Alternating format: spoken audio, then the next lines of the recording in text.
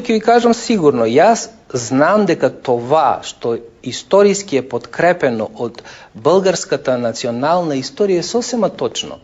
Значи, това не е неспорно. И тие фалсификати кои се прават во историјата на македонската историографија се безуспешни опити да се направи една историја на фалсификат.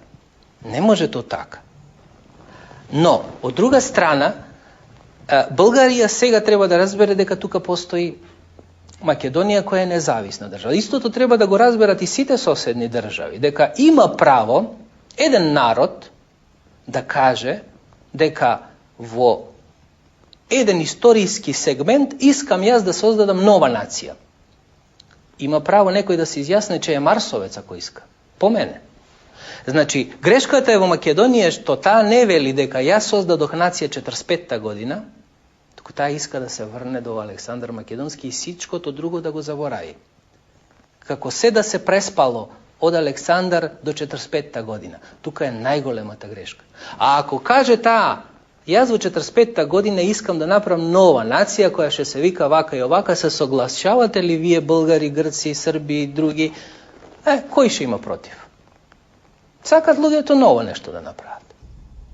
Затова ли се заличава българската памет в Македонија? Јас мислам за тоа, но тоа не е од вчера и од завчера, това е последниве 50 години. Хора от Велес казват, че вие сте нареждали в велешки църкви да се замазват стари стенописи. Истина ли? Тоа е лага. Никогаш. Тоа, ако има еден доказ за тоа, јас ќе си поднесам оставка. Значи, јас напротивно. Сичките работи што се стари сум ги подкрепвал.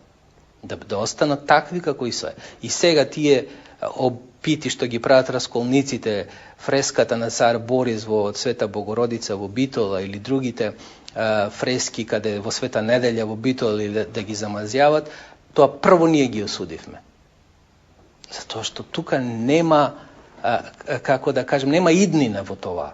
Што? Па то се памти, то не, и да го замазиш, и земјострец да го сруши. Ми се памти то дека то било така.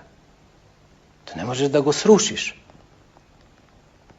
Така што тоа никогаш не сум го правил,